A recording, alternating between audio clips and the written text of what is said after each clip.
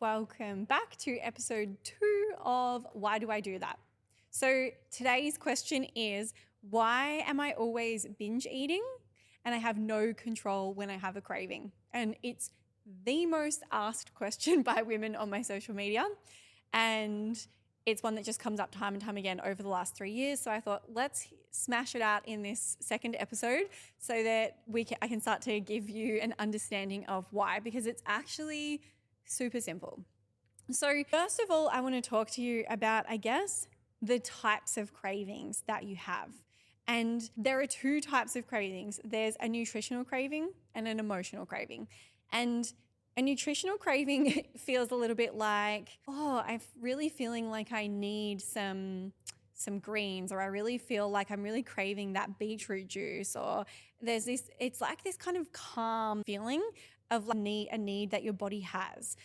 An emotional craving is intense and it's fast and it comes on and it hits you in a moment. And it's like, I need pizza right now. And you're rushing in before you even know it, you've ordered it and it's Uber Eats to your door. An emotional craving happens really fast. A nutritional craving happens more calmly and slowly over time. And so I did a stint where I worked with women who were binge eating. I had a women's health coach who was referring women to me to work on the underlying causes of their binge eating, because throughout the programs and throughout the work that they were doing, they weren't able to kick that habit. It was a really hard habit for them to kick, this kind of emotional eating. And I had actually had experience with it myself. And I'd actually noticed that anytime I was avoiding a feeling, I would have a craving. And once I noticed this kind of connection, and it kind of makes sense, it's called emotional eating. So you're eating your emotions, or you're eating to push down and avoid your emotions. But once I had made this connection, I was like, every time I have an intense food craving, I'm going to force myself to lay down and to close my eyes and to tune into my body and to feel, is there anything that needs to be felt? What is it that I'm trying to avoid feeling right now? And I kid you not, every single time that I would actually force myself to do this, there would be a huge emotion that wanted to come out. And when I actually sat down and I actually felt that emotion and let it come out, and I would go back into the kitchen or go back to whatever I was doing, the food craving that I was about to try and satisfy, it would be gone. And it's literally that simple, but also that fucking hard, because the amount of resistance that I had to actually going and laying down and feeling the emotion that was coming up was intense. So the first thing that I think you need if you want to stop this habit is to actually have a level of self-awareness and a level of self-control, a little bit to start with, to just be able to go, this is that craving thing that Jess was talking about. I need to go and lay down and feel my emotions. And you need to have the discipline to be able to go and do that in the first place. But it also comes back down to what is the emotion that you aren't willing to feel. And there is always an emotion that we don't want to feel. There is always an emotion that we are most uncomfortable with. And for some of us, it's anger.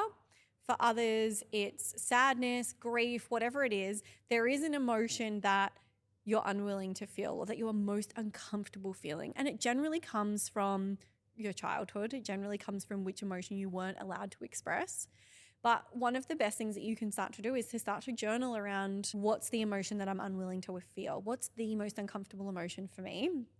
And start getting yourself comfortable with feeling that emotion. And this is going to help your food cravings and your binge eating so much. So the other part to this is your upbringing around foods. A lot of the time I say to people, when you were younger, what was the food that was your comfort food? What was your parents' comfort food? If you were given a treat, what was the treat?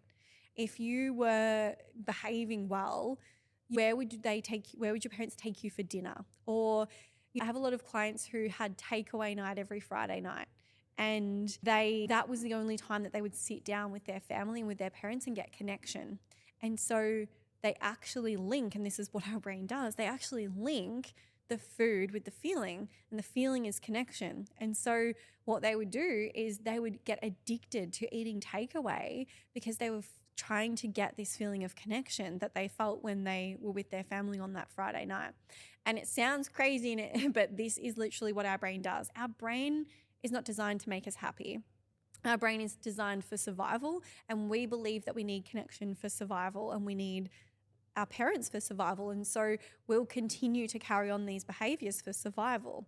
And I think that if we start to actually look at what our comfort foods are and where we learned that, there is so much information from that. It's like there was this study that was done that said that sugar is linked to sadness, and that most people who eat sugar after dinner, so people that have like these intense sugar cravings after dinner and end up eating a whole block of chocolate in bed, is like strongly linked to this feeling of loneliness and this feeling of aloneness and sadness. And so sugar is this like sweetness in your life where you don't have those feelings of sweetness. And so upbringing around foods is so linked to the foods that you are consuming. So if you start to dive into that, you can start to look at what else could be true in those moments and in those memories. So for instance, if your comfort food was takeaway, and you can pinpoint, yes, I was one of those families that on Friday nights we would get takeaway and I would feel that feeling of connection. What I would say to this person is that how else can you view that memory? If you go back into that memory, can you talk to your younger self? Can you close your eyes and go into that memory and talk to your younger self and look at, like, was it actually the food, or was it the love? Was it the time? What else could this mean? And how could I unlink it from being about the food? And then we also have, I guess, as well, we have like food beliefs. So we have these beliefs around food that have been programmed into us, again, from our parents, which can be things like you have to eat all of the food on your plate. And we overeat when we're served this huge meal because we're told that you have to eat all of the food on your plate. And it just doesn't register to you that you can actually stop. So these are some of our food beliefs. We can also unconsciously, especially as women, pick up these food and diet patterns from our mothers. And it doesn't have to be something that we continue to do. It doesn't have to be a cycle that we continue, but the only way that we're going to be able to break this cycle is to have that awareness of this is where it came from, and going back into those moments to talk to that younger self and to talk to ourselves about, this is what your mum did, but this isn't right, and this isn't how it has to be for you. So how do we heal it? I guess in summarize, how do we actually heal this addiction to food and also these emotional cravings? As I mentioned before, you have to have this high level of self-awareness. You have to have awareness in the moments, but all we really need to be thinking about is, what's the feeling that I'm avoiding? What's the feeling that I don't want to feel? And sitting with that feeling. And when I say to people, you need to sit with it and you need to feel it, so many women are like, I don't know how to do that. I don't know what that is. And we're so used to avoiding our feelings, pushing them down, projecting them onto someone else, blaming someone, drinking wine, doing whatever we can to not feel them, that we actually don't. We've lost this intuitive part of us that knows how to actually fully feel a feeling. So the way that we sit with it, and for everybody it's a little bit different, but the way that we sit with it is we need to find a place where we feel safe and comfortable to sit with it. And so for me, this is bed. And the way that I do it is I lay down, and we want our emotion to get to its peak. So a lot of the time we lay there and we're like, yeah, I'm feeling a bit sad, but we don't actually go into the sadness. We just let it be there, but we don't actually go into it. And so what I do is I lay there and I put my hand on my heart or my belly or wherever I want to put my hands, and I actually allow myself to drop all the way into the feeling. And it feels uncomfortable in the beginning because, as I said, we're so programmed to avoid them that even when we do feel them a little bit, we're like, that's enough, I'm done now. What I want you to do is I want you to sit with that feeling, and I want you to allow it to build. And you literally focus on that feeling and you allow it to build and build and build until you feel like it's got to this maximum strength, we'll call it. You allow that sadness to build, and you might allow yourself to cry and cry and cry, and you let this emotion build up until you get to that peak. And then you take some breath and you regulate yourself back down. And the regulation part is really important, because if we're always just feeling the feelings and then we're staying dysregulated, we are actually further proving to ourselves that emotions aren't safe to feel. So the regulation part is really important. And that just looks like slow, deep breathing to bring yourself back down. And most people will get to the point, most people, as I mentioned earlier, will avoid actually going and doing the thing. They'll avoid actually going and laying down on bed in the first place. So that's the trickiest bit. And I don't have any hacks for that. You have to get to the point where you're just like, okay, this is that thing that's happening. And realizing that those cravings are actually to do with emotions that you are completely unwilling to feel. And once you've allowed them to get to that maximum, I guess, feeling, and you really feel like you've let it all come up to the surface and you've done those deep breaths to regulate, I also encourage all of my clients to and raise their vibration, because what you're also then doing is you're also putting, I guess, a positive energy around this experience. If you're just thinking every time I have an emotional craving, I'm going to need to go and lay down and feel my feelings, you're not going to want to do it, because you're going to know that it feels awful.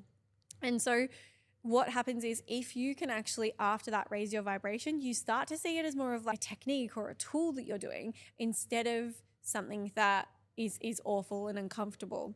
So the way that I do this, and the way that I love to do this, is I love to, after I've released the emotion, I get up and put on one of my favorite songs and I dance around the house, and I raise my vibration through dance. And it's one of my clients' favorite ways to do it as well. So I think that if there was something that I could suggest to you to start digging into on your own, if you're at home and you're listening and you're like, where do I start with this? I don't have a craving right now. I don't have any emotions to feel in this second. The place that you can start is with your food beliefs. And so this is asking yourself, what did I learn about food as a child? What did I learn about eating? What were my mother's eating habits? What did she do? Was she dieting? Was she always eating healthy, or was she up and down? Did she use food for comfort? Would she give you ice cream when you were feeling sad? What was the habits there that were created as a child? And start to think about how you have related food to different states of being in different emotions, and start to look for other ways that you can feel those emotions. And so what I mean by that is, if ice cream was what you were given when you were feeling sad to make you feel happy, the reason that it made you feel happy wasn't because you were given the ice cream. The reason that it made you feel happy is because your mum gave you that attention, and she gave you that ice cream, and that was to you a form of love. So what you're actually seeking is this feeling of love. And so how else can you give yourself that feeling of love without the ice cream? How else can you give yourself that feeling of connection? Can you ask someone for a hug? Can you reach out to somebody that you love and tell them that you love them, and hear that back from them? And looking at not just the emotion that needs to be felt, but also what it is that you're trying to get from that food. And it's such an intense way of looking at a food craving, because you just think, oh, I just have a food craving, I just want pizza, or I just have these emotional, I just eat a block of chocolate a night and there's nothing to it. There's actually so much behind it, and it is all emotional, and it is all coming from your upbringing around foods. And so digging into these beliefs, what did I believe about food? What was I taught about food? Which foods do I go to, and why do I go to them? And mine is, it's so funny, like anytime I'm feeling a little bit vulnerable, or a little bit something's happened, or I'm hungover, definitely, because you feel super vulnerable if you're hungover, which hasn't been a long time for me, but I want Vegemite toast and orange juice, and it's the weirdest combo, but I want that exactly every single time I'm feeling, even when I'm sick or sensitive or anytime. And I did this same technique where I was like, why do I want that? What's my beliefs around that? Where did that come from? And to be fair, that's not a bad craving, but I was still interested in where it comes from and why it's such a pattern. And I remember every time I was sick, my mum used to make me Vegemite toast and bring me orange juice. And so it again brings that feeling of like love and nurturing to myself through the foods that I linked with that feeling of love. So if my example, it's not too bad, because the foods that I eat, like Vegemite toast and orange juice, isn't really bad for you. But if it's ice cream and it's chocolate and it's lollies and it's and it's pizza and it's fried foods and things like that, and it's starting to affect your health and it's starting to affect your self-image through weight gain and things like that, then it's super productive to use this technique, to dig into that why and to dig into that deeper cause. So if you know someone that needs to hear this, if you know someone that's struggling with binge eating, emotional eating, you've been chatting to friends about this, please send them this episode. I'd love for you to share it, and thanks for listening.